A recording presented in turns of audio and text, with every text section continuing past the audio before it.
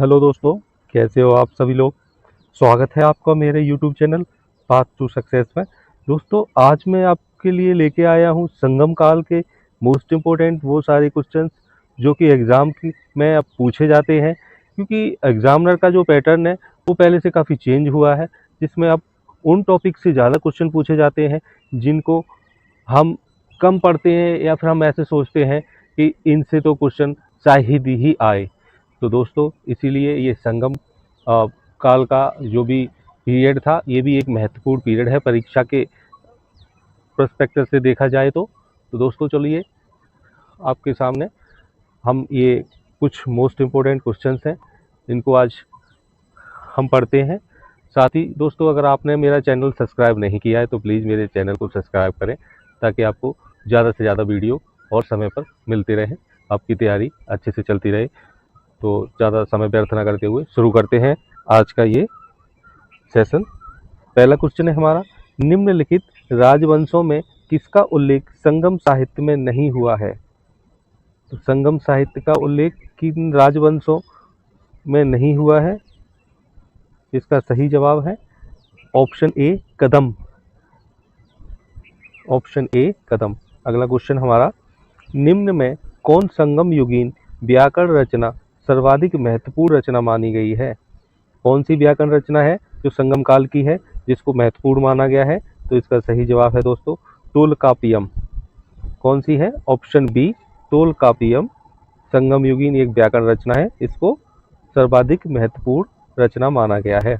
अगला क्वेश्चन है हमारा, लाल चेर के नाम से प्रसिद्ध वह चेर शासक कौन था जिसने कणगी या पत्तनी के मंदिर का निर्माण कराया था। लाल चेर के नाम से प्रसिद्ध चेर शासक कौन था। तो दोस्तों, इसका सही जवाब है ऑप्शन सी सेन गुट्टवन। सेन गुट्टवन को लाल चेर के नाम से जाना जाता था और इसने ही पत्तनी के मंदिर का निर्माण कराया था। अगला क्वेश्चन है हमारा, तमिल का गौरव ग्रंथ जीवक चिंतामणि किससे संबंधित है।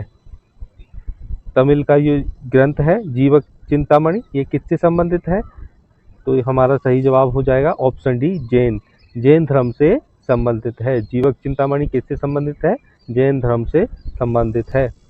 अगला क्वेश्चन हमारा, पूहर कावेरी पत्तनम की स्थापना किसने की। तो पूहर कावेरी पत्तनम की स्थापना किसने की, ऑप्शन ए कार्यकाल ने। किसने की पूहर कावेरी पत्तनम की स्थापना, कार्यकाल ने। अगला क्वेश्चन है हमारा, तमिल भाषा के शिल्पाधिकारम और मणिमेखलई नामक गौरव ग्रंथ किससे संबंधित हैं। जो तमिल के ग्रंथ हैं शिल्पाधिकार कारकम और मणिमेखलई, ये किससे संबंधित है। सही जवाब है हमारा ऑप्शन बी बौद्ध धर्म से। ये दोनों ही बौद्ध धर्म से संबंधित हैं। अगला क्वेश्चन हमारा, मुजरिस किस राज्य का प्रमुख बंदरगाह था। तो मुजरिस जो था बंदरगाह किस राज्य का था। इसका सही जवाब हो जाएगा ऑप्शन सी चेर। चेर का मुख्य बंदरगाह था जिसका नाम मुजरिस था। अगला क्वेश्चन है हमारा, संगम युग में उरेयूर किस लिए विख्यात था। संगम युग में उरेयूर किस लिए विख्यात था। सही जवाब है ऑप्शन डी कपास के व्यापार का महत्वपूर्ण केंद्र था। कौन सा, उरेयूर कपास के व्यापार का महत्वपूर्ण केंद्र था। अगला क्वेश्चन है हमारा, नवीनतम तमिल देवता मुरुगन किस वैदिक देवता के सदृश हैं। जो मुरुगन देवता हैं तमिल के, वो किस देवता के सदृश माने जाते हैं, या किन का अवतार माने जाते हैं, या कौन समझे जाते हैं। तो इसका सही जवाब हो जाएगा ऑप्शन ए स्कंद कार्तिकेय। जो कार्तिकेय भगवान हैं उनको ही तमिल में मुरुगन देवता माना जाता है। अगला क्वेश्चन है हमारा, धार्मिक कविताओं का संकलन कुरल किस भाषा में है। जो कुरल है ग्रंथ, इसमें क्या है, धार्मिक कविताएं हैं। किस भाषा का है ये है तमिल भाषा का। तमिल में है, इसमें धार्मिक कविताएं हैं, इसका नाम कुरल है। अगला क्वेश्चन है हमारा, संगमकालीन साहित्य में कोन को एवं मन्नन किसके लिए प्रयुक्त होते थे। संगमकालीन साहित्य में कोन को एवं मन्नन किसके लिए प्रयुक्त होते थे। तो सही जवाब है हमारा ऑप्शन सी राजा। राजा के लिए कोन को एवं मन्नन प्रयुक्त किया जाता था। अगला क्वेश्चन है हमारा, किस संगम युगीन राज्य के संरक्षण में 3 संगमों का आयोजन किया गया। तो किस संगम युगीन राज्य के संग 3 संगमों का आयोजन किया गया? किसके राज्य में हुआ था? तो सही जवाब हमारा पांड्या। पांड्यों के संरक्षण में 3 संगमों का आयोजन किया गया। अगला क्वेश्चन है हमारा, किसने उल्लेख किया कि नंदों ने अपना कोष गंगा की धारा में छिपा रखा था? किसने उल्लेख किया ऐसा? कुछ हमारा सही जवाब हो जाएगा मामूल नार। मामूल नार ने उल्लेख किया कि नंदों ने अपना कोष गंगा की धारा में छिपा रखा था। अगला क्वेश्चन है हमारा, स्ट्रैबो के अनुसार संगम युग के किस वंश के शासक ने रोमन सम्राट के दरबार में 20 ईसा पूर्व के लगभग अपना एक दूत भेजा? किस संगम युग के किस वंश के शासक ने रोमन के दरबार में भेजा था अपना एक दूत? तो इसका सही जवाब है पांड्या नरेश ने। पांड्या नरेश ने संगम युग के समय में रोमन सम्राट के दरबार में 20 ईसा पूर्व अपना एक दूत भेजा था। किसने? पांड्या नरेश ने। अगला क्वेश्चन है हमारा, किस ऋषि के बारे में कहा जाता है कि उन्होंने दक्षिण भारत का आर्यकरण किया, उन्हें आर्य बनाया? किस ऋषि ने दक्षिण भारत का आर्यकरण किया था? तो ऑप्शन सी हमारा सही आंसर हो जाएगा, अगस्त्य ऋषि। किसने किया था? अगस्त्य ऋषि। अगला क्वेश्चन है हमारा, कपाटपुरम या अल में संपन्न द्वितीय संगम का एकमात्र शेष ग्रंथ कौन सा है? कपाटपुरम या अल में संपन्न द्वितीय संगम का एकमात्र ग्रंथ कौन सा है?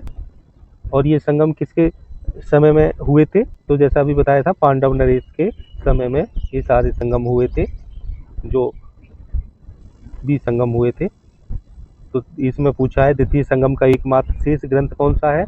तो एकमात्र शेष ग्रंथ है तोलकाप्पियम। ऑप्शन डी हमारा सही जवाब होगा, तोलकाप्पियम। ये क्या है? एकमात्र शेष ग्रंथ है किसका? कपाटपुरम या अल में संपन्न द्वितीय संगम का। अगला क्वेश्चन है हमारा, किस तमिल काव्य का ओडिसी कहा जाता है? किस तमिल काव्य को ओडिसी कहा जाता है? तो किसको कहा जाता है ओडिसी?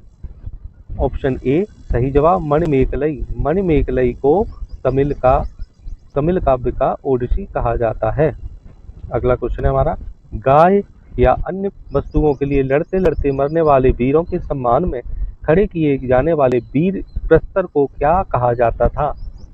जो गाय के लिए लड़ते लड़ते मर जाते थे, उन वीरों के सम्मान में वीर प्रस्तर को क्या कहा जाता था? तो ये कहा जाता था, सही जवाब ऑप्शन बी, वीरकल या नाडुकुल।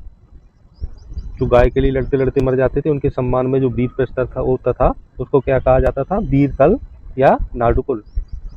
अगला क्वेश्चन है हमारा, तोलकप्पियम ग्रंथ निम्न में से किससे संबंधित है? किससे संबंधित है तोलकप्पियम? तो ये संबंधित है व्याकरण और काव्य से। ऑप्शन सी सही जवाब होगा, व्याकरण और काव्य से। अगला क्वेश्चन है हमारा, तमिल काव्य का एलियड किसे कहा जाता है? तमिल काव्य का एलियड किसे कहा जाता है? तो इसका सही जवाब है सिलप्पदिकारकम को। किसको कहा जाता है? सिलप्पदिकारकम को क्या कहा जाता है? तमिल काव्य का एलियड। अगला क्वेश्चन हमारा, तिरुवल्लुवर की रचना कुरल या मुप्पाल को क्या कहा जाता है? तो इसको कहा जाता है तमिल भूमिका बाइबिल। मुप्पाल को क्या कहा जाता है? तमिल भूमिका बाइबिल। थैंक यू दोस्तों, वीडियो पसंद आई हो तो लाइक एंड सब्सक्राइब करें।